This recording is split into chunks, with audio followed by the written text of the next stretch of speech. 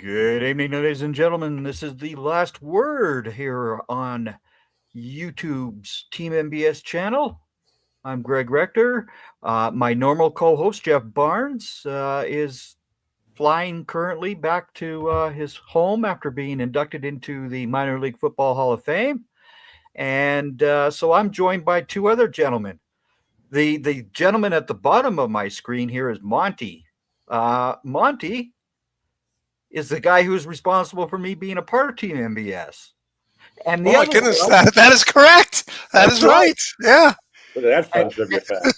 and the other guy is supposed to be the owner at Team MBS. I don't understand. I just don't get who the guy is.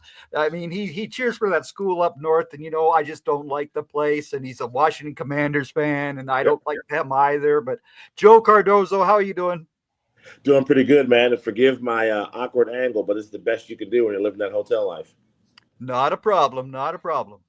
So let's go over the earlier scores today. Ohio destroyed Miami of Ohio, Yes. 38-3, and I mean it was not a close game at all. You know what was funny about that? In ESPN, everyone picked the team that scored 3 points, and when they do that, it's almost automatically go with the other team if you're betting. Except for the kid who was the Yes, the celebrity picker. He's gonna be doing the Bob Dylan movie on Christmas Day. Everybody must get stoned. But he picked Miami, and I actually picked Miami last night as well on the college football forecast. So I was 1 for 1, and then I went 2 for 2 because Jackson State pounded Southern. Jeff, you and I are both happy campers because they beat up Arkansas Pine Bluff first, and then they beat up his Grambling Tigers as well. So Southern gone with the boot. Then, of course, we had the underdog Arizona State Sun Devils absolutely pound Iowa State. What did you make of that game, Monty? First of all, I sent it to Greg. I bet 4 games this week, just straight winners. I took Arizona State, I took the Ducks, I took Minnesota, and I took the Eagles in the NFL. But I don't know how Arizona State was the underdog. I look at Iowa State as kind of a poor man's Franklin and Penn State. Every year that people are talking about them like, oh, Campbell's such a good coach and he's turning this program around, and they always lose a big game just like Penn State does. They're not as good as Penn State, obviously, but Arizona State is the feel-good story all year. They were predicted to finish last in the conference. They have one of the best running backs I've ever seen in Cam Skattebo, who had 16 carries, 170 yards. So I thought this was, when I saw that spread was 2 points, I'm like, Arizona State's going to beat them by 10 to 14 points. I thought that was the bet of the year. And they beat them by how many? 45-19. Yeah. Game was over pretty quickly. Shout out to Ashmere, who was able to go out there for Team MBS, so she's out there right now. By the way, Arizona State outscored them 35-3 in the second and third quarter. So the score was not even as close. The game was not as close as the blowout would indicate. Yeah, this game was over pretty quickly. I mean, once again, unfortunately, another Big 12 blowout. I mean, think about last year when it was Texas versus Oklahoma State. And I was there. MBS was lucky enough to go again last year. I was there, and by the end of the first quarter, I was already thinking about where I want to eat after the game. Big 12 title game. They got to figure something out. There was a lot of videos being passed around on social media too. Empty stadium, fans leaving in the second quarter. I mean, you can't predict the matchup, but maybe a different location. I get it. It's Dallas. It's Jerry's World. And again, thank you, Big 12, for inviting us back. But at the same time, when you think about playoff game or championship, you think about a great atmosphere. It wasn't horrible, but I wonder if they could have done something better if that was on a campus somewhere. Like the game last night, which saw Boise State beat UNLV, the Running Rebels. Oh, I'm sorry, Brock. I'm so sorry that your Running Rebels lost another game. But Boise State is going to be one of the top 4 teams in the college football playoff. And this makes up for 2006 and 2009 because those Broncos teams back then were damn good, and they should have been playoff teams. They should have been. Was that when they beat Oklahoma with the little? Yeah, a little behind the back play. Yeah. Running back proposed to the cheerleader. Yes. No, that was Gentry, 32 carries, 209 yards. He's going to break Barry Sanders' record. He needs like 140 or something like that to break it. 127. 127. So congrats to him and Boise State. Listen, I there's no way Boise State is a top 4 team in the country. I'm sorry. No disrespect to them. As my Ducks just scored to make it 38-24 over Penn State. But, come on, man. I understand what the committee's trying to do, but Boise State is a top 10 team. They're not a top 7, 6, 5, 4 team. I'll remind you, week 1, your Oregon State Ducks made a last-second field goal to beat the Boise State. Of course, but Greg, no one wins a title in September. The Ducks have been so much better. They almost lost to two. They almost lost 3 or 4 times. They almost lost to Wisconsin. I get what you're saying. Idaho. Almost lost to Idaho. I get what you're saying, but if we think that if Boise State played Georgia on a neutral field, or Oregon now, or Texas, if you think they're going to compete, they're going to lose by double digits. Am I wrong, Joe? No, you're not wrong. What I think about is back to, I think it was the Sugar Bowl when Hawaii made it, and they played Georgia. And they got Georgia, and they got smoked. We were all excited. Oh, man, look at the Rainbows. They have a chance. They got, rest in peace to Colt Brennan. They got their quarterback. Their offense is explosive, and they got dog stomped by the end of the first quarter. And I can see it already. I agree with Monty 100%. That's what's going to happen. I mean, I'm watching this Oregon-Penn State game right now, and I know it's not going to work that way because of seeding, but I'm just saying potentially think about them playing against a Boise State or even a Penn State playing Boise State. Maybe for a quarter, maybe for a half, you play tough football, and then because of the lack of depth and because of the talent gap, you get blown out. Do we want feel-good stories? Do we want competitive football games? Well, and Joe, I will say this. I think Boise State was a lot better than that Hawaii team. That Hawaii team had the run-and-shoot offense or whatever. They weren't physical. They were finesse. Boise State is physical with running the ball. So I do think that Boise State – but to your point, again, great story. I just don't think they're a top 10 team. Yeah, top 10, yes. Top 10, yes. Top 5, no. Yeah, I don't think so. I agree with Monty. They're not a top 5 team. Boise State goes up against Arizona State. Who wins that game? You know what? Talk about 2 teams that want to ground and pound and run the ball. I would take Arizona State in that one. Well, we might end up seeing that happen. I mean, we don't know, right? But again, Greg, I'm not comparing Boise State to an Arizona State. Both feel good stories. I'm comparing them to a Texas, to a Georgia, to an Oregon. Teams that we know are elite. Listen, I thought Texas was an elite team, but I don't know what Steve Sarkisian. I know we're going to get to it. They had 37 rushing yards. I mean, you can't win a game like that. Yeah, no, you can't. Not a lot of them. And we'll get now to the SEC game. I mean, Georgia won 22-19 in overtime. This was an ugly, ugly football game. If you put Georgia up into Ohio State or even Notre Dame this year, and you bring them up north, that team's going to get their butts kicked. And Texas, it would be the same deal. I don't care where they put Texas. That team has major issues. Yes, they didn't have Calvin Banks Jr. today. He was out with an injury. But again, here's another kid who's supposed to be this all superstar offensive tackle. I see him much more as a guard in the NFL than I do as a tackle, but that's just my opinion. What did you make of the game between those 2 teams, Joe? What game you talking about? Couldn't hear you. The Texas Georgia game. Oh, I mean, classic SEC, but like you said, I thought the first half, I know some people will say it was a knockout, drag-out fight, defensive battle. I thought it was ugly. I thought it was ugly football the first half. Don't try to mask it and give me that whole this is what the SEC is all about. No, it was pretty sloppy first half. I thought second half we started to see both teams play a little bit better. I mean, at the end of the day, Georgia made plays when they had to. Texas had so many opportunities between missed field goals, between 3 and outs, not taking advantage of turnovers. when Georgia had opportunities, they took advantage of them. When Texas did, they didn't. And some questionable calls by Steve Sarkisian, who continues to be like James Franklin 2.0. And I know Monty has a lot more than that to say about Sarkisian. There's some decisions he made that make no sense to me at all.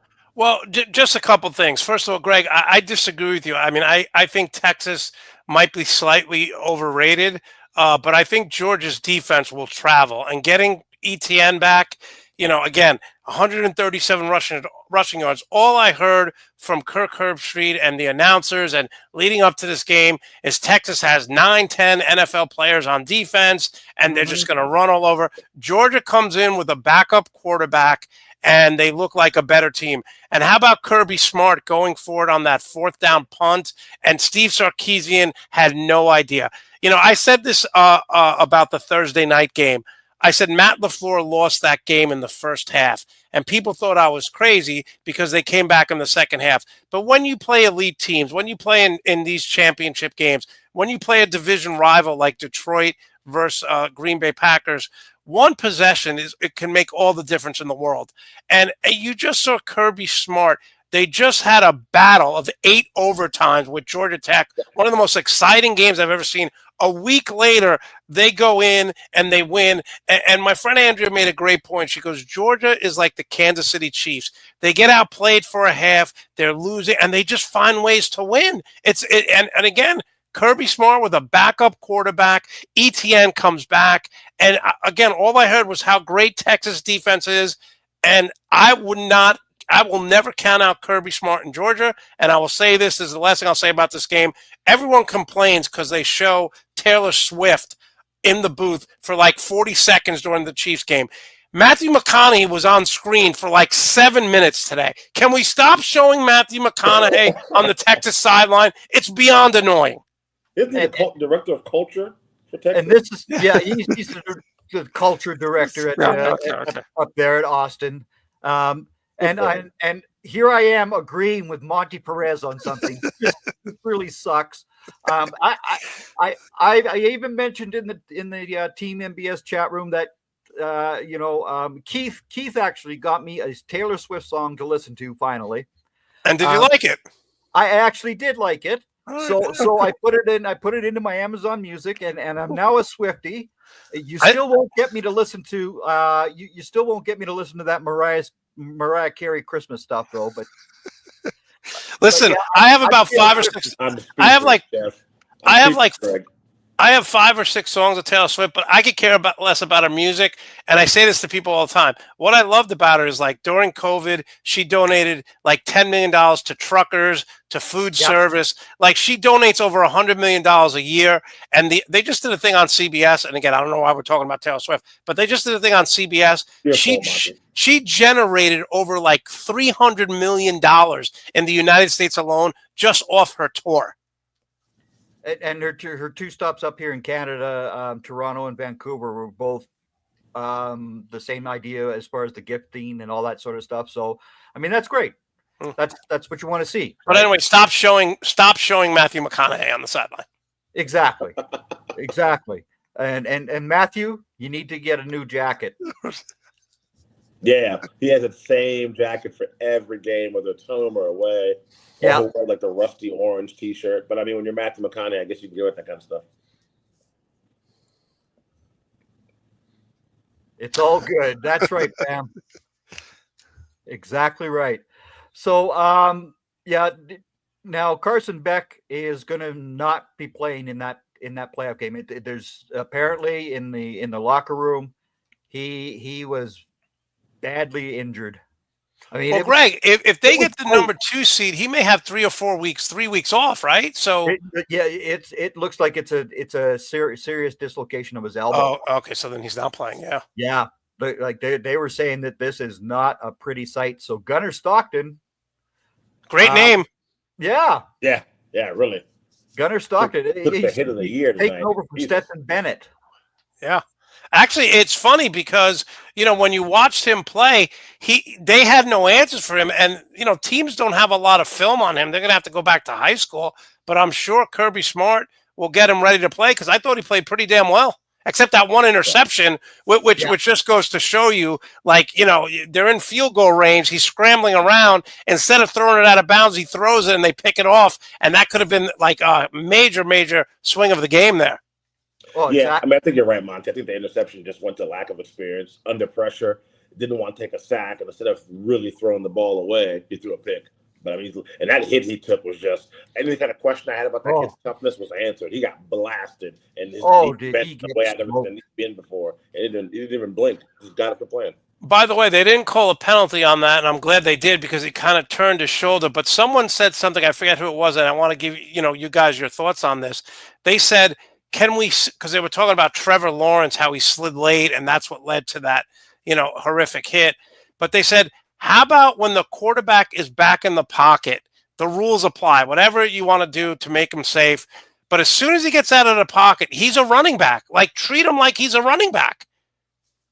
Yeah, I think you should. I agree with that. That's less stressful on the refs because right now we're asking and so many 5,000 different things. But Joe, how many times have we seen Caleb Williams or Patrick Mahomes pretend to slide or go out of bounds, and then they get 3 or 4 more yards because the defensive back or linebacker lets up? Treat them like a running back once they leave the pocket. Yeah, no, I agree with that. I mean, part of football is physicality. We're starting to lose that a little bit, but you have to have the physicality. It's part of the game. So I agree, and you're right, Monty. All those highlights with the fake pump fake, and the guy jumps in the air, or they fake that they're going to slide, and the linebacker runs out of bounds, and they keep running down the sidelines. You can eliminate all those plays. Well, exactly, and I mean this is an issue that I've had with the style of play in the NFL and in college football. It's all designed to be offense. No, the defense needs some advantages as well on that football field. Yeah, agree 100%. Sure. And because I played defense as a kid, that's why I stand up for the defense. No, but I mean, what other than like Travis Hunter, right? Obviously, dual threat. That they're talking about where's he gonna go? What's gonna pay him more money? Now, if you're Travis Hunter, you want to play wide receiver, right? Because that's where the big money is. DBs don't get paid wide receiver money.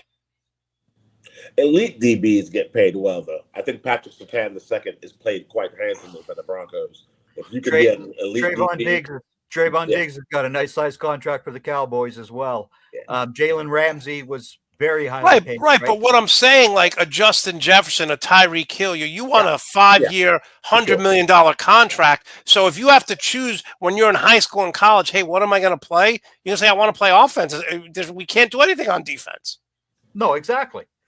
I mean, and it's always driven me crazy the way that they protected the quarterback. I used to watch, Troy Aikman get pounded to death back there. Yeah. And that was in the pocket as well. And with a great offensive line when they were winning Super Bowls. Steve Young, I mean, all those old school those guys. I mean, I think at the end of the day, every player's health is valuable. So why do we continue to make it seem like the health of the quarterback is more important than everybody else's? Good point. Very good point. And it's the slide part that I have the big issue with, because Trevor Lawrence is a bigger quarterback. So when he starts his slide, he's going to be up in the air, still vulnerable to what Shire did to him, hit him that way, which is a BS move. And he deserves the 3-game suspension that he got. But again, and I said this in the chat last week, because Lawrence was coming back, I said he was going to get injured again. Yeah, I mean, listen, that's a whole. Remember how great Trevor was going to Clemson. I think he didn't lose a game for like 2 years. Yep. Then he kind of came back to earth. I know we're not talking about NFL, but you know what? If I'm Jacksonville, do we maybe look off, get this guy out of town? You're going to fire your coach and just start over? I mean, how about taking Shedeur Sanders in Jacksonville if you have the number 1 pick? Trevor Lawrence, to me, I would rather have Tua. Tua's been a better pro. Yeah, I don't think that's a far-fetched statement at all. But again, that goes back to the offensive line that's in front of him, which sucks. Sucks. And Pete, I mean, that's why so many of these kids who come into the NFL should be sitting for a year until there's an offensive line in front of them that can play decently. It's just I don't care where you're drafted from. I don't care whether you're a first-round pick or you're a fourth-round pick like Prescott was, who got thrown in year one, and he had his great little run there. But again, these guys are making millions of dollars, etc., but their health is put on the line because there is no offensive line in front of them. Well, and I will say this: someone made a great point. They said, how people think that the NFL's rigged, and like someone said, oh, the NFL's rigged. With the Chiefs game last Friday on Black Friday, I said, really? Is that why the Raiders are 2-9 or 2-10 because the NFL's rigged? But someone made a great point. They said, if you want to talk about rigging, how did Doug Peterson and Nick Foles beat Tom Brady and Drew Brees? Like, talk about your rigged game. Well, yeah, I mean, how Peterson's been a disaster since then. How did Eli Manning beat them twice as well? Yeah, right? that's a good point. Yeah, that needs to be studied. That game. But Tom Coughlin's a borderline Hall of Fame coach. Doug Peterson isn't. I don't have it in front of me right now. What's the score of the ACC championship game right now? I'll check it right now. Hold on. Give me 1 second. It is currently the ACC game is now 24-7. SMU's losing. This game, yeah. SMU's going to be knocked out. It's going to be Bama. 31-14 right now. How do you feel about it? I think Alabama, I don't know how they do it. I thought when Saban left, the magic would leave, at least for a couple of years. How they're still in it blows my mind. All right, I'm going to tell you how they're still in it. They beat Georgia 41-34. They beat South Carolina 27-25. They destroyed Missouri, who a lot of people, including Greg and my friend who was on my show, thought Missouri would be in the playoffs, and they destroyed LSU 42-13. Missouri had a good year. I mean, they're 9-3. I mean, but they got destroyed by Bama. And people are going to when Missouri's quarterback went down, that killed their season 100%. Killed their season. Yeah, but Bama lost to Oklahoma. Oklahoma's trash. They did, but they got whipped by Vanderbilt. They did, but you look at Alabama's body of work. I would not want to face Caleb DeBoer in the postseason. I saw what he did at Dan Lanning for 2 years. I still think he's a good coach. And when Jalen Milroe is right, like I said, that game wasn't even competitive the first half against Georgia. And again, some quality wins. They beat a South Carolina team that just beat Clemson. They destroyed LSU, 42-13. So everyone's going to be like, oh, it's an SEC bias. I would rather watch Alabama play than SMU any day of the week. But again, to your point, Monty, do we really want to see Boise State versus Alabama? Yeah. I mean, that could be the first. Well, no, they're going to be. Yeah, that could be a first round matchup. Well, no, Boise State, if they get the 4 seed, won't. So it'll be 5-12. Yeah, Boise State will be top 4. They're going to get 5. Well, because they've got the 12-1 record, and again, they lost by a last-second field goal to the number 1 team in the country. Yeah. I mean, Boise State deserves that spot. If you're going with the route, which even Nick Saban agrees with me is ridiculous, these 4 conference championship teams do not deserve to be off for that length of time unless you're the Oregon Ducks, who have gone unbeaten. Yeah, and we're all assuming that Georgia's going to be the number 2 seed now, right? Because they won the SEC championship. Yeah. Yep. So Georgia's going to be the number 2 seed. Boise State's going to be 4. Number 3, who's going to be number 3? So I mean, right? It's gonna be Clemson who gets in that spot. No, they won't make the playoff. Clemson's not making the playoff. Oh yes, if they win this game, if they win this game, they will. They get that third slot. So right now, Penn State's number 3, and I think they stay there. I don't know. They're getting smoked right now. Does Notre Dame go up to 4? Go up to 4? Because it's going to be. We're going to have Oregon if they win, which they should be number 1. You're going to have Georgia move into number 2. Boise State 4 or 3. Does ND Fighting Irish get there? I'd put Notre Dame 4, Boise State 3. I would not. Clemson is not a top 4 team in the country. I don't give a damn they win the ACC. Because of the way that this is set up, they win the conference championship. They get one of those 4 spots, and that's what Saban argued about. I agree with you, Greg. It's not right to do it that way. It's not right to do it that way. Notre Dame should be number 4. Well, hey, Boise State but again, as you guys both know, I'm a huge Notre Dame Fighting Irish fan. Shocker. Yeah, real shocker, right? But they lost to NIU in week 2. A million years ago. A million years ago, but But Greg, in college football, you know this. It's how you finish. Everybody is still putting that on Notre Dame. Yeah, but Greg, that was at the beginning of the season. That's the only loss of the season. Exactly. I mean, so but I see this every day when it comes to the anti-Notre Dame crowd that they don't have a strong enough schedule. Really? They beat 4 top 20, 25 teams this year. They beat Louisville, they beat the Army, they beat the Navy, and they beat who's the last one that they USC they beat. I mean, they killed them. USC, but again, they've won 4 games against top 25 teams. And yeah, listen, I'm not. Sorry, Texas A&M, and that was down in Kyle Field, which is supposed to be this death knell for a team like Notre Dame who can't go play in the heat. Well, guess what? Now somebody has to come up and play in the real weather. Yeah, listen, I'm not saying that the Fighting Irish don't deserve a higher seed in the top 4. They do. I just don't know if they have enough offense to compete with a team like the Ducks or whatever. But I'm not doubting their ranking. They had a very good year. They lost early on, and they've run the table since then. And in college football, they look at your last 5 or 6 games and what you've done, along with your body of work. So they deserve to be a top 4 team. I forgot about that Illinois game. I think that was so disturbing because they did lose at home. That if it was. See, my normal co-host Jeff Barnes reminds me every single week of the NIU. You guys got to get over that. Georgia lost twice. They're going to be the number 2 team in the country after today. So I mean, a loss is a loss. Listen, someone said to me that they said, it might be better for the Ducks to lose, for Dan Lanning to get refocused and motivate him, because a lot of times when you go in, and this human nature as coaches, as players, when you keep winning, you kind of think you're better than you are. So, and I said to someone, I want the Ducks to win this game, but if they don't win, I don't care. They're still making it to the playoffs, and they're still going to be a tough out. Well, exactly, right? I mean, and again, where does SMU land?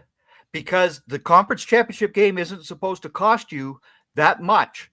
Now, we saw what happened. We saw what happened to Miami, who dropped down out of the playoff picture after their loss, even though they had been ranked 6th for all those weeks in a row, and they're now out. Oh, well, Miami should be out because that guy's the worst game coach I've ever seen. When he left the Ducks, oh God, he's awful. But no. There's another guy that's just as bad. The guy that's now running those Chargers. Those punks. Oh, come on. Stick to college. Touchdown, Penn State. Penn State. Listen, 31-21 SMU scored. But again, if SMU loses because they don't have the gravitas of like an Alabama or a Tennessee or Texas, they'll be out. And I have no problem with that. And you could call it SEC bias all you want. Look at the last 8 years, 10 years in pro sports. 70% of the first-round picks are SEC guys. Oh, yeah. I mean, it is the conference of the where all these players go because of the warm weather and all that good sort of stuff, which I've discussed with you many a times. Why Notre Dame cannot win another title since 1988 is because they can't get the cornerbacks and they can't get a quarterback. Yeah, well, guess what? Riley Leonard played very well this year. But boy, did he suck in week 2. And I was screaming for Steve Angeli the whole time because I saw how struggled Riley Leonard was in his first game at South Bend. And he even admitted afterwards that he wasn't sure of himself. I'm going, huh? But you know what? Listen, it's everyone develops differently, right? It's hard to be a starting quarterback at a major university. People's different personalities. ND can't be, academically the cold, Yep. You look at the difference between Michigan and Ohio State, and not to mock them, is like Stanford, like Northwestern, the Fighting Irish has academic standards. They're never going to change. Right? Where in Ohio State or Michigan, they don't care, whatever, as long as you're getting a C. No. Michigan has a high graduation rate. Ohio State is a much lower rate than Michigan. Well, right, but what I'm saying. There I am, Joe, defending your school.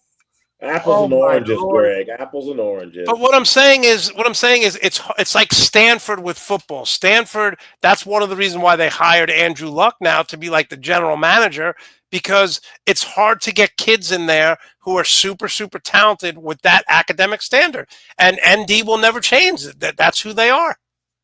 No, and that's the way that the NCAA was set up to be, though. It was supposed to be you were a student athlete, right?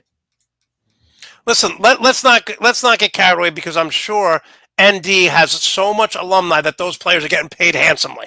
Yep, before yeah. NIL came. Yeah, Yep. and after. And I'm not going to go down that rabbit hole. Dylan Gabriel just fumbled. He got it back, though. Oof. All these teams out there who are talking about their $20 million NIL deals for, oh, yeah?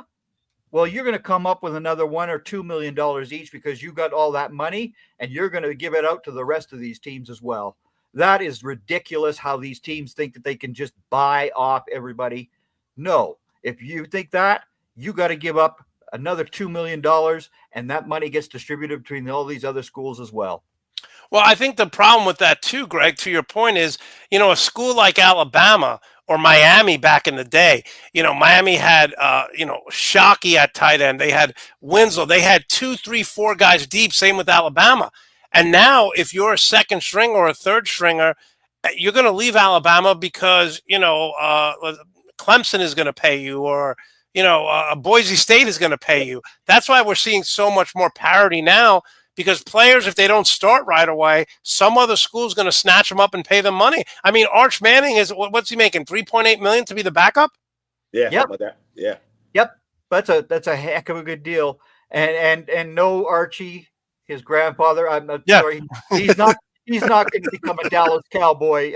No, it just isn't going to happen. Whatever. But again. He's probably making more than your backup quarterback right now, right? Than Cooper? Yeah. I have no doubts. Cooper Rush I think Cooper Rush is a little bit ahead of him. Okay. Yeah, I think Cooper is making 4.7 or 4.9. Okay. It's a lot of money for a backup. Well, yeah, but Cooper is the older backup who's he had that 5-1 mark when Dak went out, and he got bonus for it, right? Yeah. So, and that's Jerry loving his guys yet again. Do I agree with that? No. So, yeah,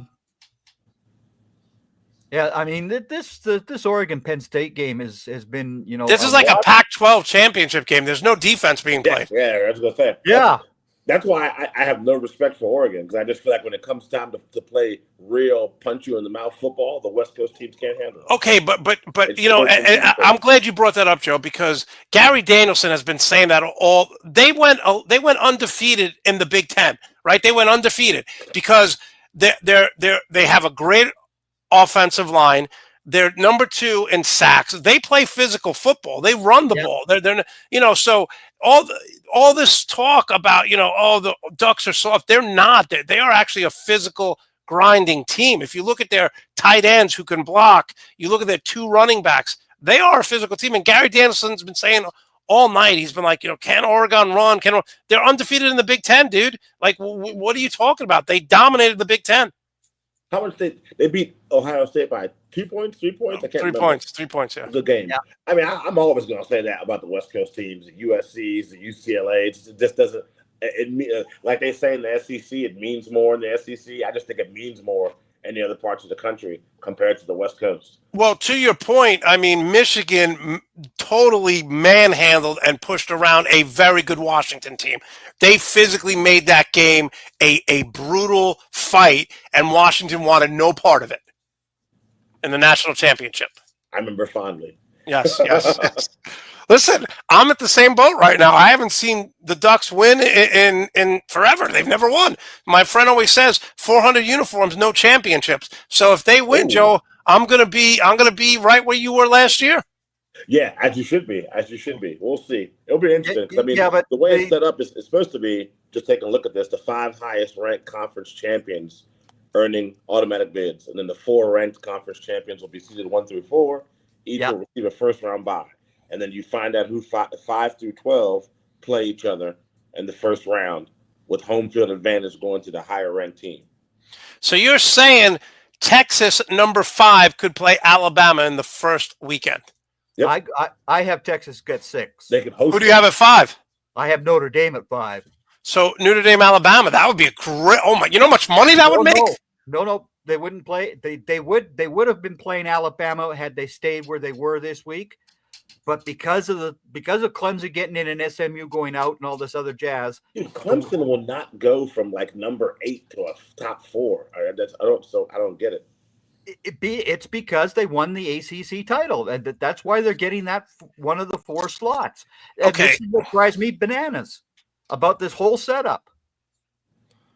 All right, so I'm looking at this right now. So it's going to be Oregon's going to be number 1. Yeah. Georgia's going to be number 2. Yep. Okay, let's say Notre Dame's number 3.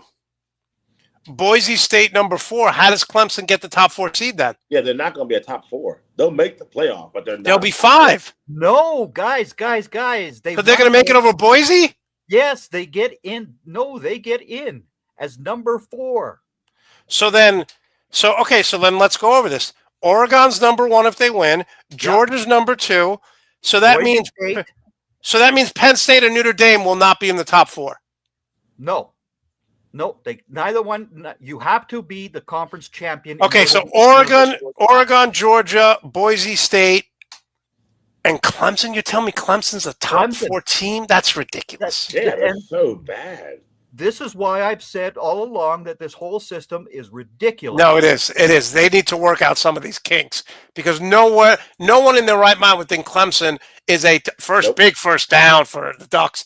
No one in their right mind is going to think that Clemson is a top 4 team. I'm sorry, they're not. Louisville pounded Clemson. I mean, pounded. And they lost to South Carolina last week. And they lost to South Carolina. Oh, come on, Penn State. Damn it. Joe, what are you on, like 2-hour, 10-minute delay here?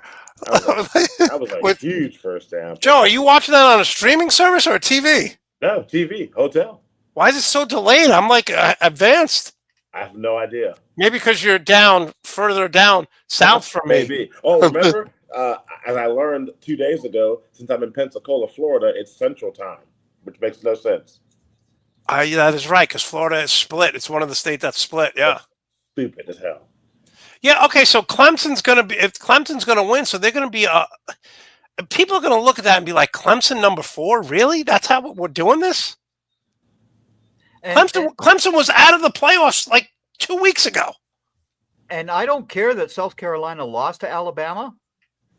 You look at those 2 conference losses that Alabama took to Oklahoma without five receivers out of their line. Horrible loss.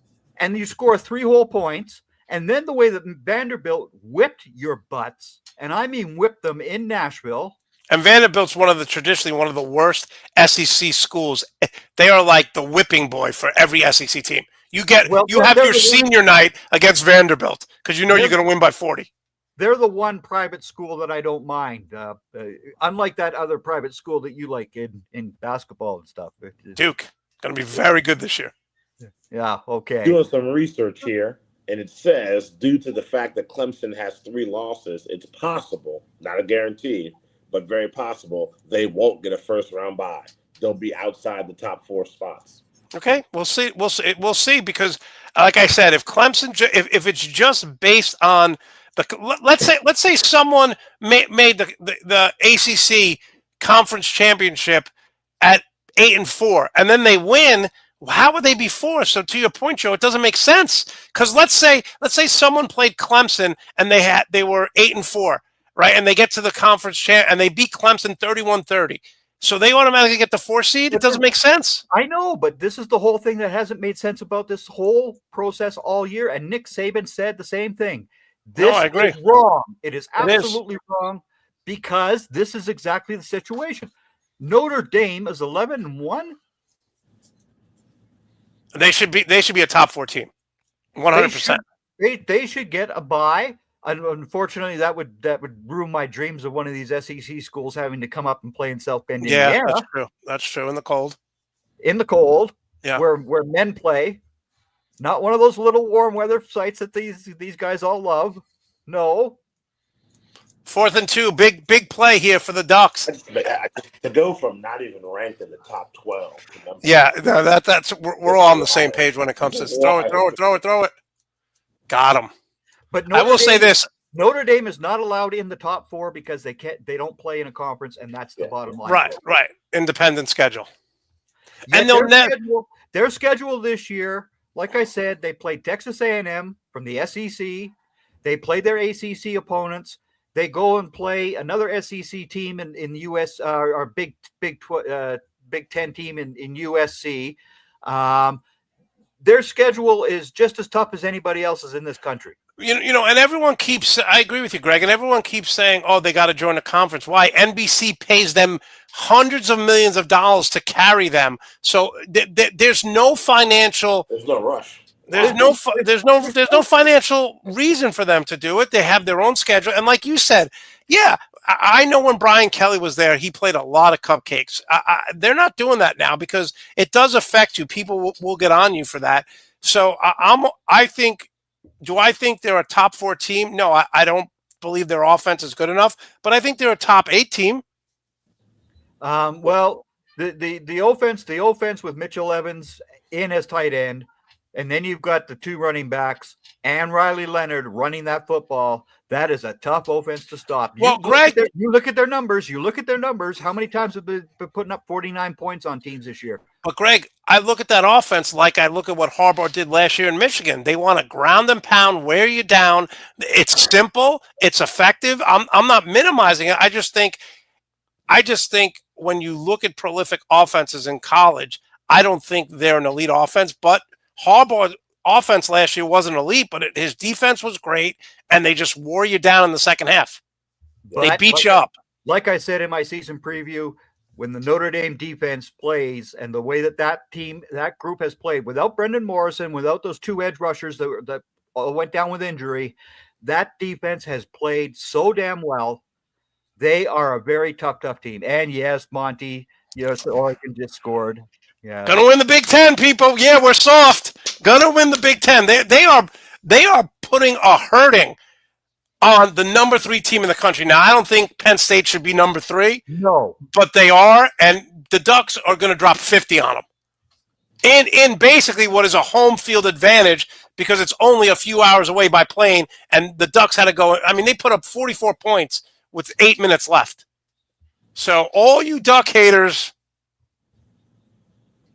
Joe, be happy for me. I was happy for you last year when Michigan won. I'm shaking my head, yes. No, you're not. You're angry. No, I'm not angry. I'm definitely not angry. Greg, you can take off that Penn State shirt. No, because I have 2 teams that I like in college football and always liked, and the one team, of course, is the Notre Dame Fighting Irish. And the second team I loved growing up watching was the Penn State Nittany Lions, and that was it. And I'll say this about both of those teams. Put your names on the back of the uniform, and the 2 ugliest uniforms I've ever seen. Penn State, white and blue. Put the names on the back of the uniform. Let these kids get some recognition. Right, Joe? The New York I disagree with you on that one. Yankees I think that's don't part put of their the names on the tradition. back of the jersey. You know who the person is. When I see Exactly. 26 in white and blue, I knew it was Saquon Barkley. When I saw 11, I knew it was LeVar Arrington, one of the greatest college linebackers of all time. One of the things that Dion said that I agree with is every college team should have at least one uniform where the kids have their name on the jersey. So if the Fighting Irish want to have 2 uniforms, that's fine. I think every kid should get the recognition they deserve. I know who my kids are. Okay. All right. Well, listen. All you guys who said the Ducks were soft, we're not soft. We just dropped 45 on the number 3 team. I still believe that in my heart of hearts. What's that? That they're soft. Joe, they've been the most complete team in the country all year. Everybody has a great year. I mean, come on now. I thought Michigan would lose to Ohio State this year because we were down. It was a down year for us. I was super surprised we won. Ryan Day should get fired. Michigan threw for less than 60 yards, had 2 interceptions, and they lost the game. Did that make your year, Joe? Oh, absolutely. Because I woke up knowing we were going to lose. it made it, and you know me, I don't like that school up north. Period. I loved that. I love seeing Michigan come out and play that old style football, the way that it's meant to be played on the ground. No worries about a quarterback throwing 500 yards and all that other BS. This was real old fashioned football. And I congratulated Joe immediately upon the Michigan Wolverines beating the Ohio State Buckeyes. Well, Greg, to your point, and I was thinking about this. Think about this today. Arizona State, right? You have Scadaboo rush for 170 yards. Yep. Boise State, he's going to set the rushing record. They're going to be a top 4 team. Army, who always, with their unique offense, rush for 334 yards in the championship game. Georgia, 137 rushing yards. When Alabama wins, it's because Milroe rushes for over 100 yards. We're seeing it in the NFL, and we're seeing it in college football. The days of throwing for 500 yards may be over because the running backs in college and in the pros are making a comeback. Yeah, they are. The two high safety years ago, Monty, the running back's dead. Yeah, no. But just today alone is proof. Every team that outrushed them has won the game, and the Ducks have been rushing the ball very well. And the two high safety, which has been around since the early 70s, it's nothing new, kids. It's not a new defense. It's been around, and that was designed to stop the passing attack of the AFL teams when they came into the NFL. That's why it was done. And listen, there are certain teams like Iowa State who want to play that defense, and they bend but don't break. And a lot of NFL teams do that. But nowadays, quarterbacks are smart enough. They go to the line of scrimmage, even in college, and they have 2 plays, a pass or a run. If they see the 2 safeties there, they're not going to throw. Or if they see, you have 5 DBs in on first down, you're going to run the ball. You're going to take advantage of exploiting what the defense is doing by running the ball. Yep. And the run game is definitely back into the end thing. Yeah. And prayers up for Randy Moss, but his Marshall team today just destroyed Louisiana 31-3 as well for the Sun Belt Championship. Idaho is smoking Lehigh. That Idaho team is going to be a very tough team to knock out in that FCS land as well. Playoffs, old habit for those guys. They've been doing playoffs forever. Yep. Ooh, 31-24. SMU coming back. Yep. Wow. Yeah, I would love to see that. Yeah. I mean, listen, I think I've said this. I've said this on my show, and I think I've said it with you guys too. I used to love Dabo Swinney, but then I went to the Alabama Hall of Fame where my dad's friend Johnny Davis, who played for Alabama, he won a Super Bowl with the 49ers. He was the third running back in Cleveland when they lost on the drive and the fumble. But he was being inducted. Terrell Owens was being inducted, and Dabo Swinney was inducted as well. First of all, he had 3 state troopers around him at all time. So, like, dude, you're not a rock star, dude. What are you doing? No one's going to come up and, first of all, it's a safe environment. It's Alabama where you're being inducted into Hall of Fame. So what type of douche does that? Second of all, he goes up there and he says, when we lost to Alabama the first year, I looked at my daughter and I told my team and I said, God didn't want us to win. This is what he said, and he believed it. He goes, in the following year, when we play Alabama again, I pull into the parking lot, and I'm number 18, which is my college number, and I told my daughter, God wants us to win. Dabo, if God wants you to lose, why are you practicing so hard? Why are you calling plays? Put it in God. Like, when he said that, I was like, is this dude, like, serious? Like, you lost the game because you lost the game because Alabama was better. God had nothing to do with it. And I lost total respect for him for those 2 things. He has 3 state troopers around him at all times when he goes to the store, when he does that. And the fact that he gave a Hall of Fame speech and he said, God didn't want us to win that day. Yep. What? Yep. And that's my biggest beef with Swinney is his reliance upon his version of whatever Bible he wants to read. Yeah, exactly. Exactly. The guy is a total clown as far as I'm concerned. Listen, he's a good coach. He's a good coach. This is a huge drive right here for Clemson. But he doesn't want the transfer portal, and he doesn't like the NLI money. That's why I don't like him. Yeah. And I will say this too. he went from getting all different people there. Now he just wants Christians. And if you want that, Dabo, go coach at a Christian institution. Play in yeah, exactly. Play in the NCCAA where it's all Christians. Like, what are you doing? And that's one of the reasons why his talent is not as good as it used to be, because he just wants people who are. And if that's what you want to do, that's cool, dude. I'm all down with it. But like, you're not going to win that way. And you know what? When I played football in high school, I never thanked God one way or the other for the result of a game. I used to say this all the time. I want someone to say, hey, you were driving down, you fumbled. What happened? He's like, I want someone to say, it was God. God didn't want us to win. God made me fumble. And I will get you back, Lord. I want someone, because if you thank God in a win, you should blame him for the loss. Well, Jameis Winston recently did. Yes. Those pick sixes. Oh man, Pastor Watson. I'll tell you what. I even though the Ducks are winning 45-30, Penn State has been fighting all game long. They keep coming back. They have a good team. They're not good enough. I mean, but they keep fighting, man. Like, this hasn't been an easy game for the Ducks. I thought it'd be much. I mean, they're up 45-30. This game is never in jeopardy. But, man, Penn State has no quit. And you got to give Franklin credit because they keep grinding. Well, I'll give Franklin credit when he wins against the top 10 teams. Oh, yeah. Top 5. I'll give James Franklin credit when he beats Ohio State and or that school up north. Yeah, Michigan. Yeah, exactly.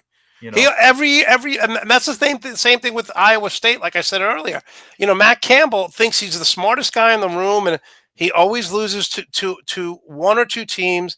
And he should leave. He should have left Iowa State like 2 or 3 years ago. I mean, how long is he going to stay there? You don't get the same amount of talent at Iowa State that you get, at an Oklahoma, at Georgia. You know what I'm saying? So or now at an Arizona State. If you have a little bit of success at those small schools like that, you stay there forever. He's the mayor of Iowa. Yeah. State. Yeah. So who do you guys have as the coach of the year in college football? I'm going to have to go with the guy from Arizona State. They were predicted last. They were predicted 12th, and he comes out and they win the championship, and they just killed Iowa State. So, yeah, I got to go with him. People say Dan Lanning, but he has so much talent. He's had the top 3 recruiting classes every year he's been there. I think he has number 2 this year. So, yeah, I would go with him. Or I would go with him. Yeah, same. Or I'd go with the coach from Syracuse. Great job this year. Graham Brown did a very good job at Syracuse, but it's going to be Kenny Dillingham, who is 34 years old. He's the youngest head coach in college football. He went home because he grew up in Tempe. He went home, and man, he turned that program around in a big way. So yeah, Kenny Dillingham is my player of the year. Can I ask a question real quick? Two things. One, if Ryan Day doesn't get to the national championship, does he get fired? And what the hell is LSU going to do?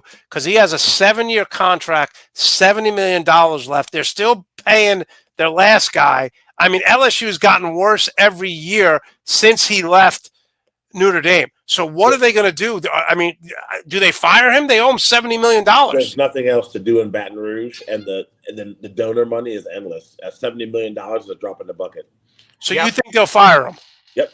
Oh, Brian Kelly could be gone. They got 1 more year, I think, or 2 more years of paying out Ogeron as well. Yeah.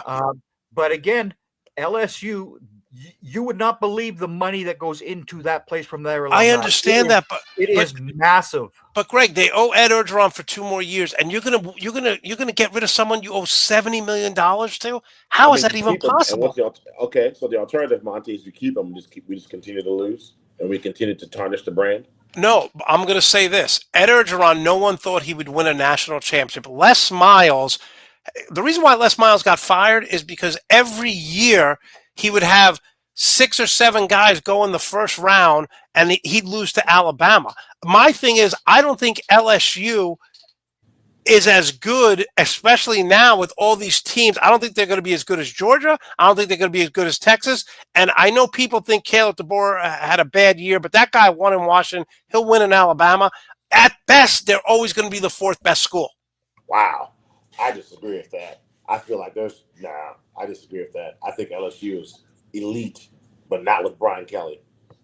Yeah, I completely agree with you, Joe. Just like when he was at Notre Dame, and there was no way Brian Kelly was going to win a national championship at Notre Dame. The way that he recruited was a constant battle again because there was no quarterback, and the corners were just terrible. Now this year they've got Christian Gray, the sophomore, and Leonard Moore, who came in when Benjamin Morrison got injured, and Leonard Moore has just been so super that it's not even funny. So you think he gets fired at the end of this year?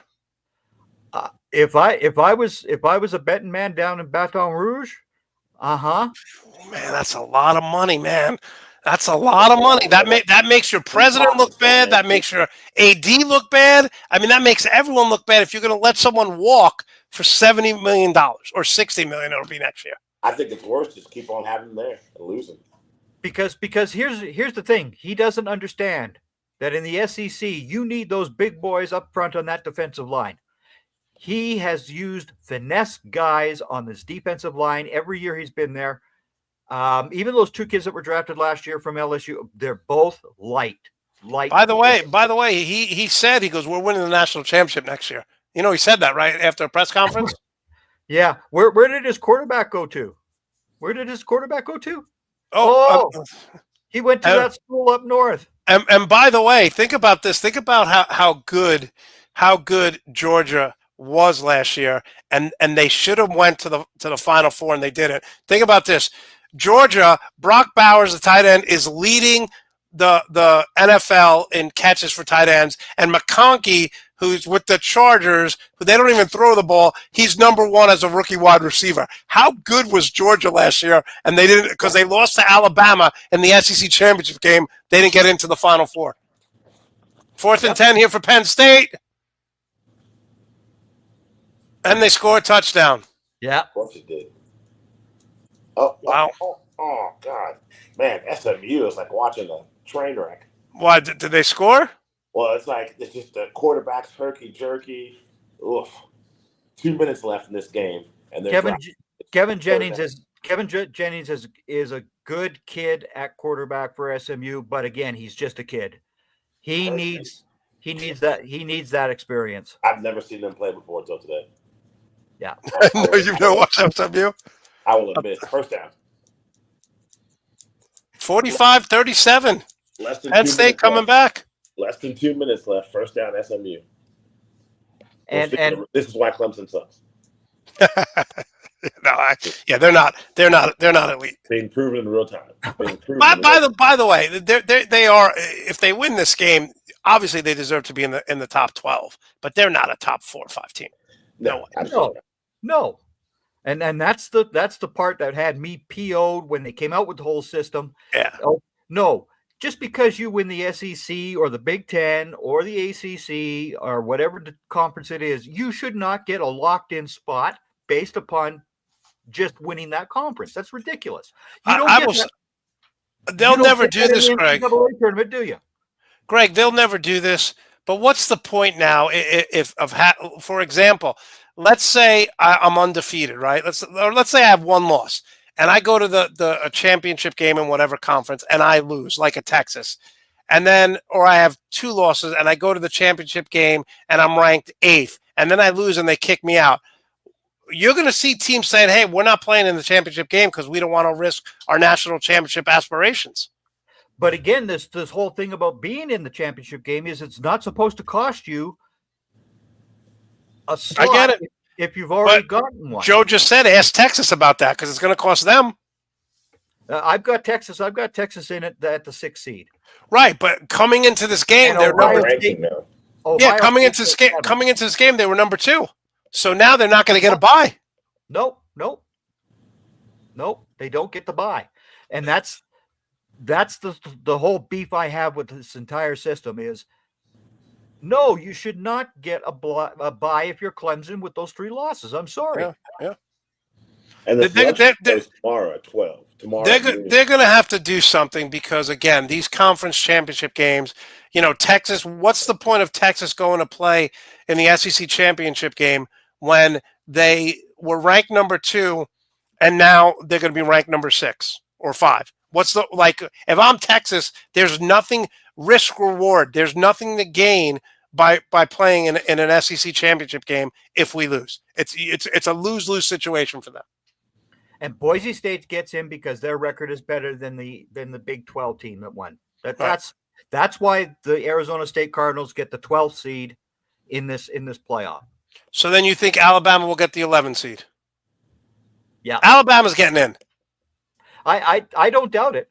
Yeah, they are. I don't doubt it. Even though, like I said, you look at those 2 losses to Vanderbilt and to Oklahoma, they were just totally Terrible losses. Terrible losses.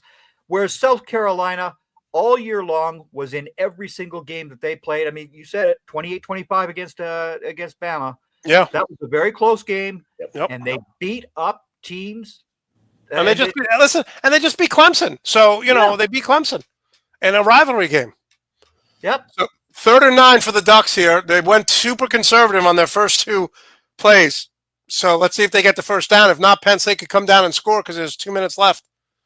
Ducks got to get a first down here. Big play for Dylan Gabriel. Back to pass. See what he gets. Has someone. Does he make? No. What a terrible throw. Again, this is what pisses me off about Dan Lanning right here. Like 2 dives. You run 2 dives, which is, what are we doing? Throw the ball, get a first down, throw a screen, do something. And this 3rd down play, where was he throwing it? This was terrible. God, what a horrible play by SMU. Got a minute 46 left. Swing pass to the running back. Might have lost 5 yards. What yard line are they at? They're at the 40. They're at the Clemson 40-yard line. Minute 36 left. And yes, to my brother in anger in the chat room, I completely agree with you. They should not be in the playoffs, but they're going to make it anyway. Throw it, kid. First down. All right. This is a good game right here. Minute 20 left. SMU driving. This will shut up all the conversation. Just get Clemson out of there. Get Clemson out of there. Great. Oh, absolutely. I was in the CFB chat room going, I have to cheer for Clemson. And then SMU gets stomped by somebody first in the second round, but that's okay. That's a different conversation for a different day. By the way, the Penn State punt returner just kind of do a fair catch, and then he kept running, and the refs are now saying that, okay, it was because all the Ducks stopped. That was a fair catch. Yeah. Yeah, his arm was high enough. That was a fair catch. 2 minutes and 8 seconds left. So let's hope the Ducks can hold on. Courtney, our social media manager, and myself are still going to be cheering for the Nittany Lions. We want them to win. And Joe, you want that too, don't you? I just think this different brand of football. What just happened? I just looked at what the hell. 57 seconds left. Let's pick up the pace. We gotta go. 50 seconds left. What are you doing? They got 3 timeouts. What are we doing? This guy's pulling a Matt Eberflus over here. That brings up a lot of bad memories for Bears fans. Timeout. And of course, our USC fan, Mr. George Lopez, is roast duck sounds good right now. Yeah, that was a great signing, Lincoln Riley. Boy, is that guy terrible. Guy got worse every year. They gave him so much money, insane amount of money, and the guy has gotten worse every year. Oh, it's well, they're going to fight on in the Big Ten and in the Big Ten. There's no fight. There's no fight. They should change that. They should change that. Logo or saying to maybe we'll fight, maybe we won't. Yeah. Because they do not fight on. Oh, and here you are, Monty. Listen, don't have any sympathy for George. The Dodgers win, right? You know what I'm saying? Like George has got enough victories on the side. He said the Lakers won a couple years ago. Be in my shoes. Suffering. Yeah, George is not suffering in sports at all. Yeah. No, not at all. Not at all. Absolutely not. Although, I've dropped the Lakers as my NBA team. Yeah, the Hawks actually had a nice win. Hawks won 6 in a row. Because nobody cares. Yeah, but they got that coach from Puke U I've been very critical of him, but they have a good young team. So clock stops in college football first half. Yes. How much time is left on that game? First down. 46 seconds left. Come on, SMU. Let's go. At the Clemson 17. Oh. I want to shut up. And I say go for 2. Score the touchdown, go for 2. Win it. Hey, go big or home. Andrea George is a spoiled sports. Yes, fan. he is. Yes, he is. So I have no sympathy for him. Oh, it's a good throw. I have no sympathy for George. Yeah, Score so the I touchdown, jumped. I jumped onto the OKC Thunder because of Shade Gilgeous Alexander. Yeah, listen. Losing Chet Holmgren's going to hurt them, but they are a very good team. He'll be back. Yeah. Aren't those injuries just wild this year in the NBA? I mean, Crazy. unbelievable. And it's not just like Nick. It's not Knicks. It's like months out. Yeah. Franz Wagner for the Magic is going to be Oh, yeah. gone for Oblique. Yeah. a month. Paolo will be back in a couple of weeks. It doesn't matter now. No, I mean it's scary. And they're one of the teams in the 30 seconds. 30 in the seconds. NBA trophy playoffs. Get out of bounds. Yeah, for the cup. Yeah. I'm checking this out. Whoa, they're at the 12-yard I'd line. like to see the San Antonio Spurs make a little bit of a run there. Yeah, me too. Get confidence for Wemby, but that's not going to happen. All right, are we staying on the air for the last 2 minutes of this Duck game, or are we? Yeah, we might as well. Are we? Because I'm borderline losing my mind here. We've been because watching in real time. That's good. because I want to see you lose your mind when Watch it in real time. Come on. Listen, again, comes Come on, back. kid. even First even if the Ducks don't win this game, I bet on them to win, so that's why I want them to win. Intercepted. Yep. There it is. There you go, Monty. Your Oregon Ducks are going to be the #1 team for the college football playoff. And that's important to me, but I also bet, so that's even more important. Yeah, but you took the Vikings tomorrow to win too. I took Arizona State to win. I took the Ducks to win. I took the Vikings to win at home, and I took the Eagles to beat Carolina. There's $3.5 million on the Eagles. It's the touchdown. Let's go. Touchdown. All right. We got ourselves a possible overtime game. Yes, we do. Nice interception by the Ducks. He caught that in bounds, right? And yeah, he caught it. Let's see. Oh yeah, his feet are in. Oh yeah, his knee is down. His one knee's down. Yeah. What a great interception. Ducks win it. Well, do you guys agree that the college one rule for their 1 foot inbounds is good enough? Yes. NFL I have no problem with that rule. I think college should be easier. NFL should jump to that as well, Joe? Yes, NFL should be the same thing. 1 foot in, you're in. And the NFL should also stop it on the first down so the chain gang can move. Yes. Absolutely. Agreed on both. Whew, what a sigh of relief for the Ducks.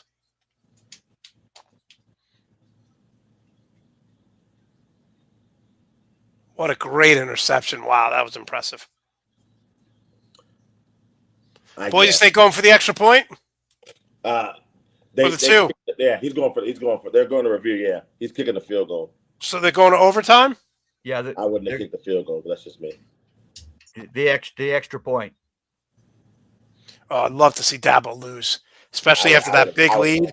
I would have gone for 2. I mean, they were up, Joe, they were up 24-7. The extra point's not a gimme. Clemson was up 24-7. At one point, it was 31-14. 31-14. Clemson was up. We are tied. SMU's going to have 1,000% confidence. It was 31-14. Now it's tied up. Yep. Ducks get a first down here, and it's over, and they win the Big Ten championship.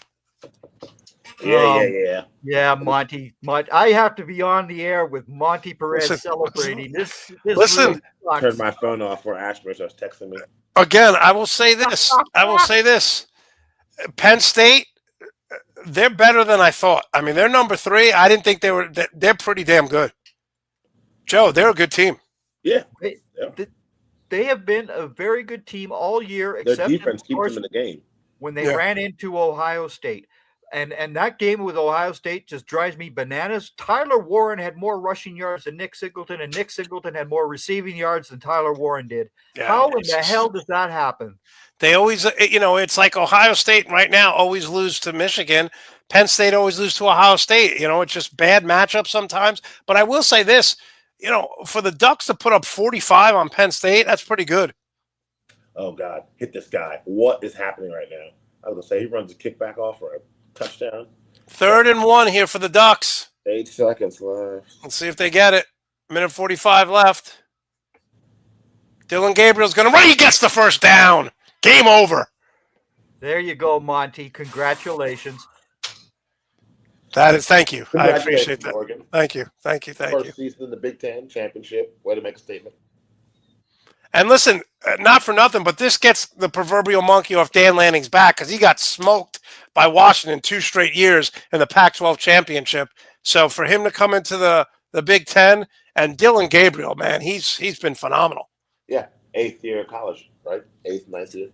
Sixth year. The haters, man. Joe, Joe, I think I text you. That's the question. He's now passed Bo Nix for the most number of games played as well. Most number of games played. But the Ducks win. It's been a good night. That's all I was asking. Yeah. And the southpaw quarterback. He's a pretty good left-handed quarterback. He's very accurate. Over 73%. He had some turnovers early on, but he's really cleaned it up a lot like Bo Nix. Bo Nix really cleaned it up. This is his 2nd year with Oregon and became a very good quarterback who can throw the ball deep, can run, and I like Dan Lanning's mentality and what he's doing. He's getting transfers, he's getting good recruits, and he's getting an experienced quarterback so you don't have to live with that freshman mistakes. And they're going nuts. What is Dabo doing? Oh God. 2 seconds. 3 seconds. What's happening? 3 seconds left in this game. How much? Where are they at? Oh God. The little past the 40 of their own. Yeah. I got to put this game on. He's on SMU's side of the football. Are we wrapping this up so I can watch this game, or are we staying on air for this one? Only got 3 seconds left. We'll see if it goes. We'll see if is he going for the here or not. Already? Is he's going for the field goal on first down? Wait, he's at SMU's 40? Yes. How'd they get there? Big kickoff because return. They had a kickoff return that was decent. This is like a 55-yarder. In the cold wind. Oh yeah, this is one of the only games being played outdoors, right? Yeah, this is up in Charlotte. For SMU to come back from being down 31 and then lose this one? Lose the field goal. You came back from 31-14, and their kicker's a freshman.